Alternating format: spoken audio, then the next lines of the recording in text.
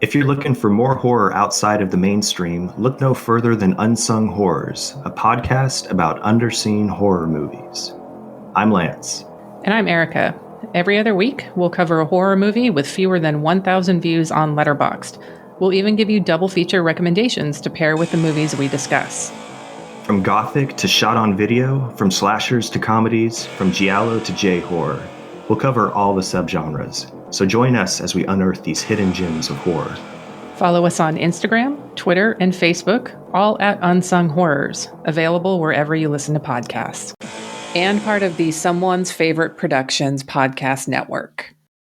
Hello, my name is Kevin Tudor, and I'm one of the three hosts of Almost Major, a film podcast dissecting many major indie studios and the films they release. Every week, myself, Charlie Nash, and Bryden Doyle discuss overlooked, forgotten, or bona fide classic indie films via studio-specific miniseries. We've previously covered numerous films from Artisan Entertainment, Lionsgate Films, and New Line Cinema. Titles including The Blair Witch Project, American Psycho, Dogville, But I'm a Cheerleader, Saw, Requiem for a Dream, and Ringmaster, you know, the Jerry Springer film. Anyways, we have a fun time every week and we hope you will join us. Subscribe to Almost Major wherever you get your podcasts. Now proudly a part of the Someone's Favorite Productions podcast network.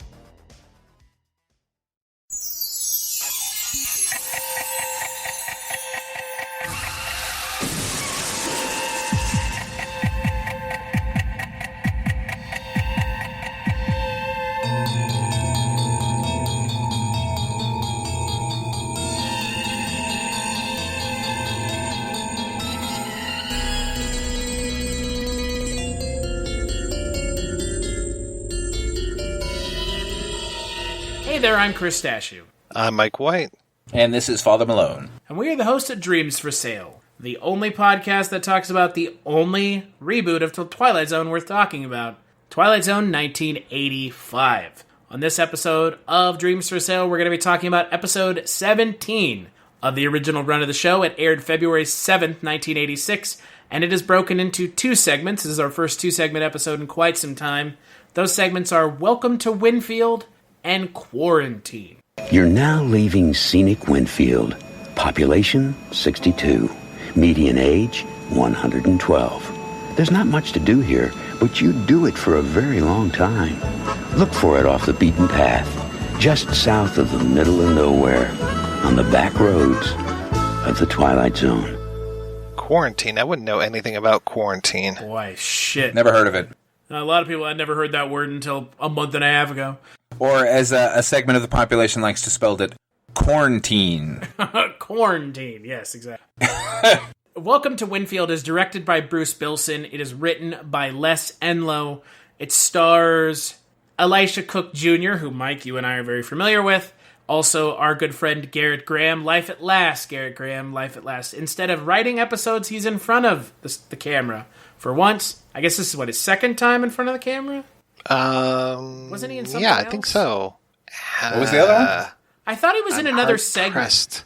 I thought he was in, one of the very early ones. Yeah, wasn't he in, Children's Zoo? Was he in... No, he wrote that. Are we just misremembering when he was writing for when he was in front of the camera? Correct. Be. No, this is the only time he was in front of the camera. Oh, okay. Okay, cool. So, yeah, Gerrit Graham was not in front of the camera up until this point, but he had written a couple segments, so that's fun. The segment focuses on a young man waking up and being chased by a character named Griffin St. George, who is in the business of reclamation, and he chases him to a Wild West town in present day. Yep. Boy. Yeah. That all happens.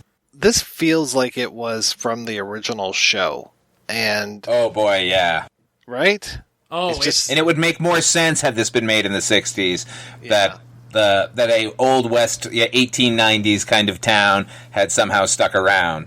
But, good God. And just the general treatment of not death necessarily, but somebody who works for death. And imagery of Elijah Cook Jr. as, the local town drunk in Gerrit Graham's white car does not work on its face. It is so bad. I like Henry Gibson a lot as the mayor. I mean, all of the character actors that they have playing these townspeople are great. The two people from contemporary times that happen into Winfield, it's like, I don't know these characters at all. Neither at the beginning, the middle, nor the end of the story.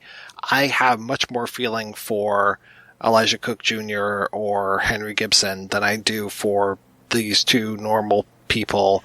And I don't know if they just needed to introduce them better and have them discover this town, or how do they know that this town exists? Did they just luck into this, I guess? But then, yeah, it brings it to the attention of an agent of death. Plot convenience.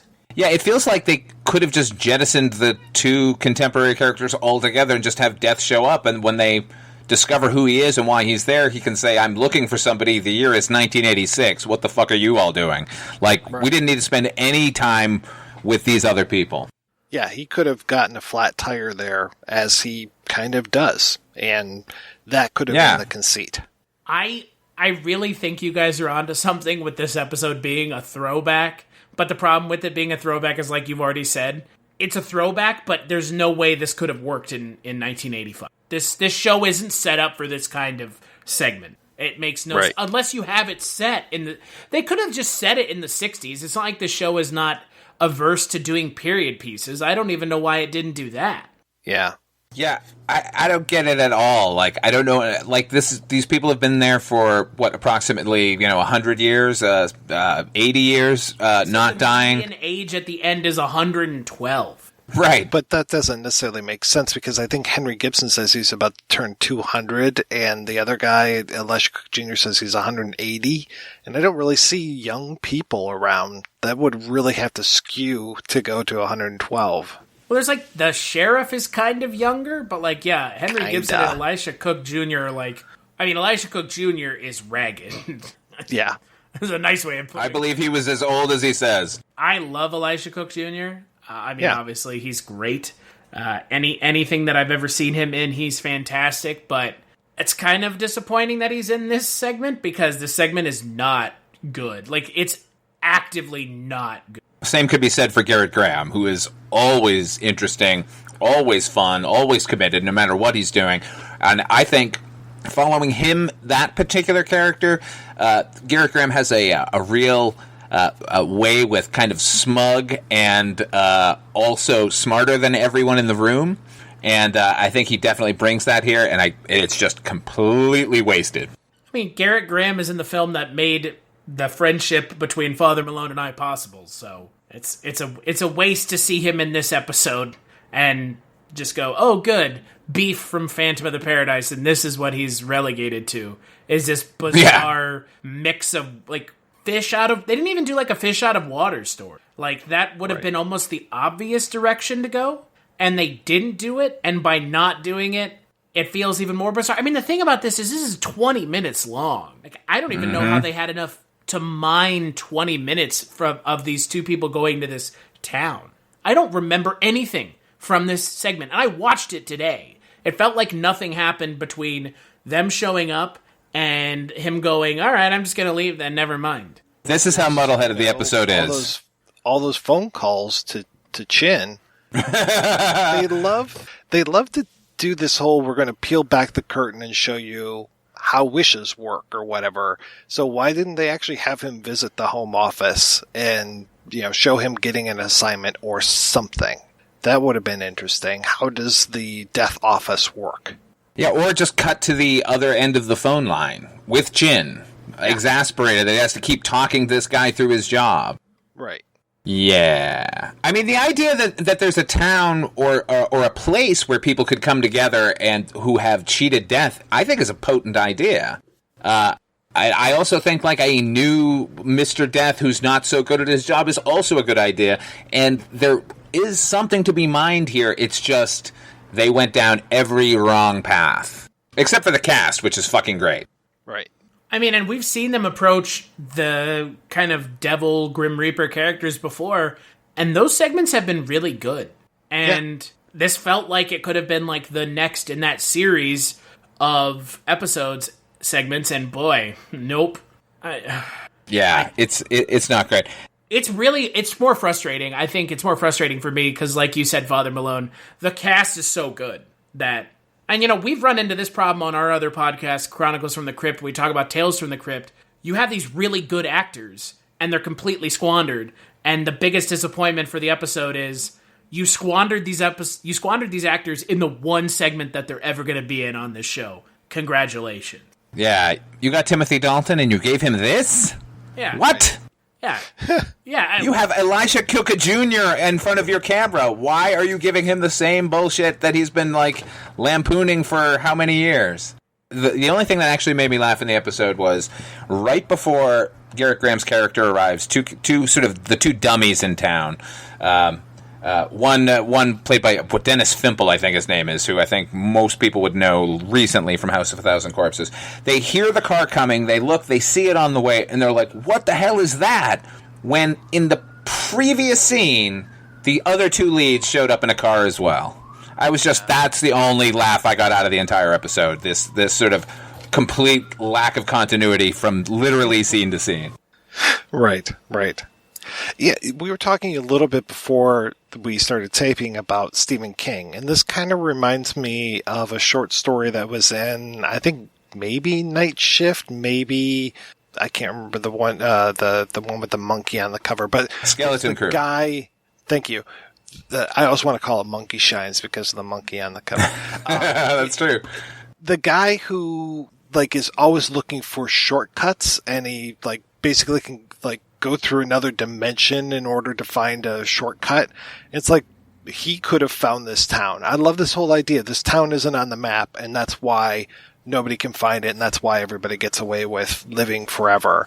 It's just, that is such a simple, nice, good idea, and yeah, it just seems to be such a throwaway as part of this. They should have done so much better. This episode feels like you could pick it apart from so many different angles that even just barely looking at it from one of them, it automatically just starts to fall apart. Let's talk about the next segment, Quarantine. In his mind, he starts to hear a song of alien thought speaking without voice, welcoming him. Matthew Foreman, once a sleeper standing outside time, has found his place at last.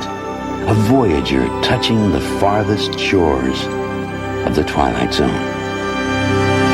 It stars Scott Wilson and Tess Harper. It's directed by Martha Coolidge and written by Twilight Zone 1985 regular Alan Brennert. And it focuses on Scott Wilson, who is a weapons maker from the past who is frozen and thawed out in 2023, otherwise known as, for this show, the future, where the community that he is thawed out by are trying to figure out how they can utilize his abilities and skills to stop the imminent destruction of Earth. Scott Wilson being very sincere in this episode. It's weird, point right? Where it's just knock it off. So apparently we have developed our psionic powers in the intervening years, and now they can do psychic surgery and all kinds of stuff, all with their minds. So good. I mean, it's barely even explored in the episode. It's mentioned as a way to get around certain problems in the episode, but I think both segments of this particular episode, the previous one and this one, are travel logs for the Universal Studios backlot. Yeah, we got a town where people don't die. Old West Town. We got a place an agrarian society 300 years in the into the future. Yeah, Old West Town. I was so reminded of the people on the other side of the island from Lost. Yeah, there you go. Oh man. Yeah, their little town where Benjamin Linus kind of ruled. In the book club. Yeah. Yeah, I don't know. I have mixed feelings about this episode. There's stuff to recommend it. Certainly the performances are all sincere, and there are a couple of good ideas in here. I like that they actually have a twist, but for some reason it just does not hang together. Well, the idea that they've duped this guy into using technology to destroy the last remnant of technology could have been a good idea. Or, honestly, Like, just the idea of them waking this guy up, and they're so, like, disgusted by technology that she won't even hand him, effectively a light pen while he's doing the work for them. And yet, according to them, he's supposed to be destroying an asteroid before it hits Earth, and they have to use technology to do it. Like, there could have been some good debate in there about that. Like, these people are all Luddites, but now they're going to, out of necessity, use the technology that they so fear and despise. I don't know. Does it work better that they're actually killing a bunch of people? And speaking to that, like this twist that this ship is coming back and it has a nuclear warhead on it. They say, and then they prove it, so it's okay that they're all killed and we can have a happy ending. So that ship has been away for 300 years. What the fuck is on its way back? What's going on that ship where 1,000 people left? They say that time dilation made it so only a few years passed. Oh, for the people on that ship, so it was this... Oh, okay. They've only been gone for a couple years. But that still doesn't answer your question, because what are they going to respond to when they come back? Like, what the hell? Like...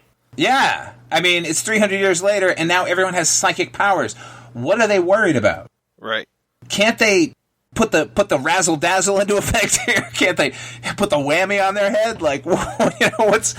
I don't get it. Like, I mean, I get it as a morality play what they were trying to do, but here's the thing, it felt so 1960s, the worst science fiction, sort of speculative fiction. Like, let's deal with all these weighty issues in a very surfacey way, but we're going to dress it up in all of this finery, and no one will notice that it's like the most ponderous take on, philosophical debates since the beginning of time. Like, I don't know. I didn't hate this thing. It's just that, just like the last one, like, there's so much more that could have been done with it. I think any episode of The Twilight Zone that uses the term biological gestalt, which I guarantee you most people watching this episode segment don't even know what gestalt means, and I'm not talking down to anyone.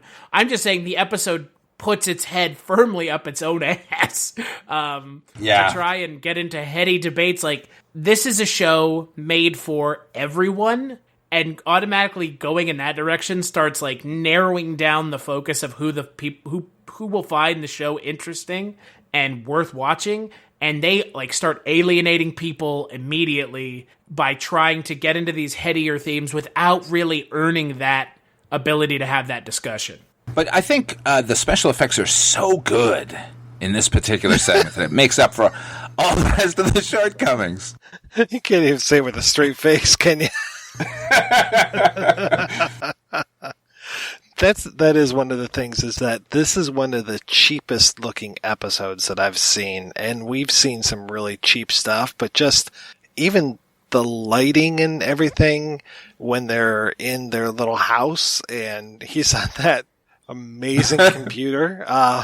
Just at 300 years from now, all they can find is like an old Amiga. Well, everything is so rinky-dink. Texas Instruments.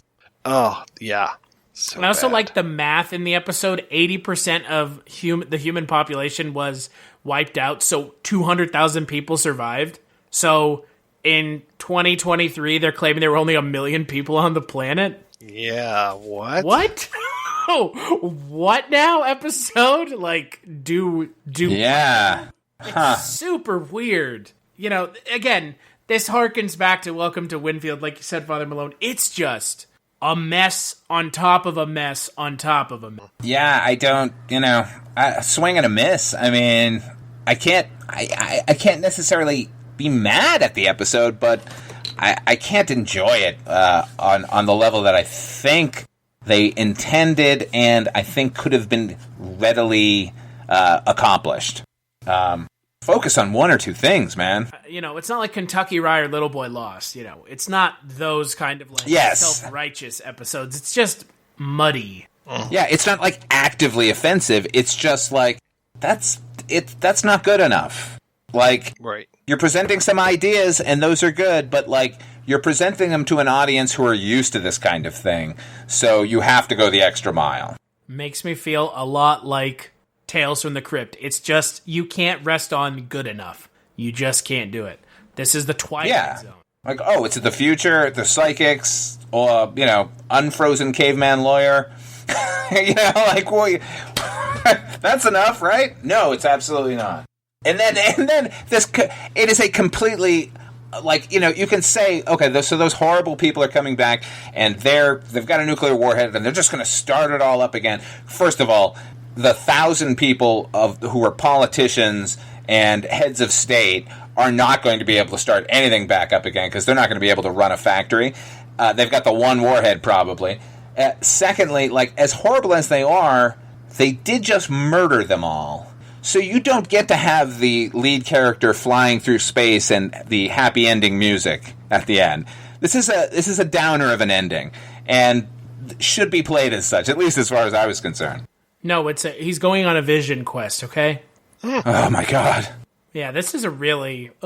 This might be, pound for pound, one of the worst episodes in a whole that we've seen in our watching of the show so far. It's just 2 segments as far as that are both really the overall episode. Oh, yeah, there's nothing to recommend. The episode as a whole, I don't know. I like Gerrit Graham a whole lot. Yeah, but even with, Kentucky Rye with that episode, at least it still had Children's Zoo. Yeah. I mean, Little Boy Lost was connected to Wishbank and Nightcrawlers. Right. I mean, maybe If She Dies and Ye Gods, those two together, those were pretty bad. But, in recent memory... this one's worse, probably. Yeah. Yeah. This makes Ye Gods seem really palatable. Boy, yeah. At least you had Robert Morris, right? Yeah. Who thought it was a good idea to cast Scott Wilson in this role? And he's normally so good. I love that guy, and he's just... It's too much. He's just being too sincere. Yeah, everyone is so earnest. Where he flips the switch and it never comes. Right. I mean, just go watch the 9th configuration and don't bother with this one. And let's not forget that this is actually a story by Philip Daguerre and Steve Bochco. So... Wow. Well, maybe this was a pilot, an unsold pilot that they were working on? Could be. Was this the unsold pilot for Doogie Howser? Yes. Psychic Doogie Howser's surgeons. Set in the future of quarantine where Scott Wilson's son becomes a genius teenage medical student. That's right. After he falls in love with the woman who takes him on the vision quest. Exactly. But the kid is all hip to, the 20th century because of his dad. Oh, right. So he can make all kinds of cultural references that nobody else gets. Exactly. So on the next episode of Dreams for Sale, we're going to be talking about the 18th episode of the show, which is broken into, once again, 3 segments. Grandma, which has the distinction of being a short story by Stephen King adapted. Harlan Ellison, Personal Demons, and Cold Reading. Until then, where can people find you, Father Malone? Check me out over my YouTube channel, Ot5 Films. You can also hear me on the Chronicles from the Crypt podcast we mentioned during this one. I've also got a new podcast coming on called Dark Destinations. You might want to check that one out as well. What about you, Mike White? Well, you can find me over at the Projection Booth Podcast, which is available at projectionboothpodcast.com. And as for me, just follow me on Twitter, casualty_Chris. I talk about all the podcasts I do, Culturecast, Scary Stories We Tell. I plug all of them on there, so go check them out there. At Twilight Zone 85, twilightzone85.com is where you can find us. Big thanks, as always, to Roxy, Drive, and Neutron Dreams for the music for the Twilight Zone 1985 podcast, and we'll catch you on the next episode.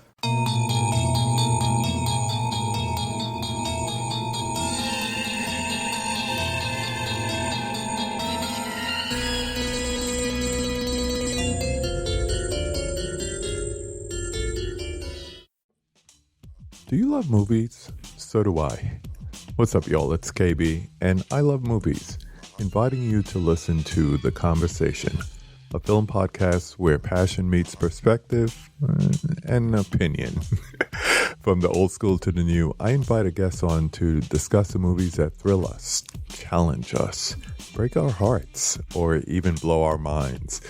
There's always new episodes dropping wherever you get your podcasts. So join the conversation. We don't just watch movies. We love talking about them too.